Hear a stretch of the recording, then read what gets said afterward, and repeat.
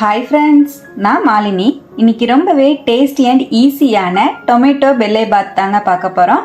பிசிபெல்லா பாத் எப்படி சூப்பராக இருக்குமோ அதே போல் இந்த டொமேட்டோ பெல்லை பாத்தும் சூப்பராக இருக்குங்க.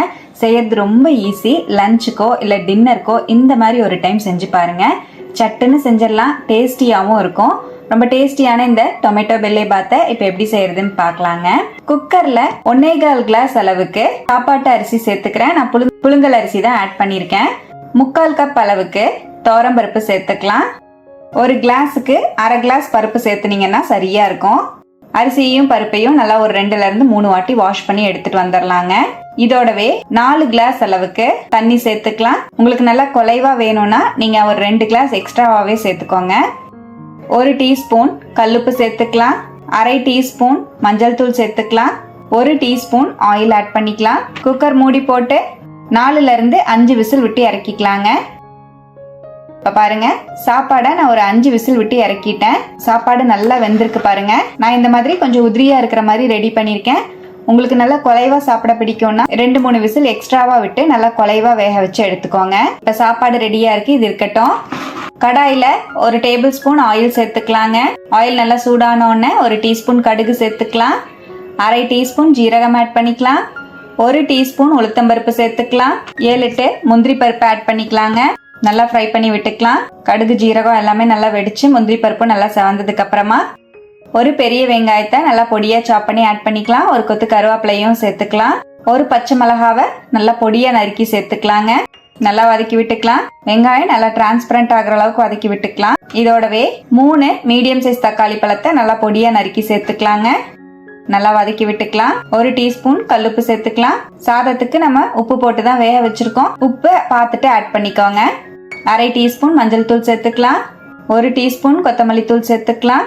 1 டீஸ்பூன் மிளகாய் பொடி சேர்த்துக்கலாம். 2 டீஸ்பூன் சாம்பார் பொடி சேர்த்துக்கலாம். நல்லா மிக்ஸ் பண்ணி விட்டுக்கலாங்க.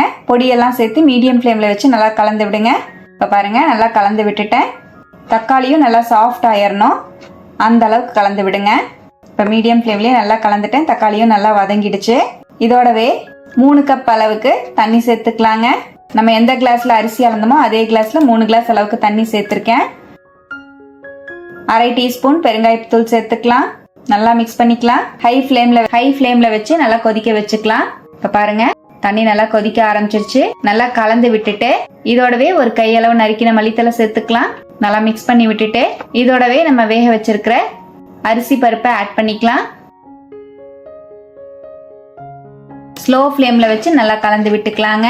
இப்போ ஸ்லோ ஃப்ளேம்ல வச்சு நல்லா மிக்ஸ் பண்ணிக்கிறேன். மிக்ஸ் பண்ணிட்டு ஒரு 2 செகண்ட் மட்டும் அப்படியே அடுப்புல வச்சிருங்க. ரொம்ப நேரம் வைக்க வேண்டாம். சப்போஸ் உங்களுக்கு ரொம்ப கெட்டியா இருக்கிற மாதிரி இருந்தா தேவையான அளவுக்கு சுடுதண்ணி ஆட் பண்ணிக்கோங்க. ஆட் பண்ணி ஒரு 2 நிமிஷம் அடுப்புல வச்சு இறக்கிக்கோங்க. இப்போ அவ்வளவுதான், நல்லா கலந்து விட்டுட்டேன். நம்மளோட டேஸ்டியான டொமேட்டோ பெல்லை பாத் சூப்பரா ரெடி ஆயிடுச்சுங்க. நல்லா மிக்ஸ் பண்ணியாச்சு.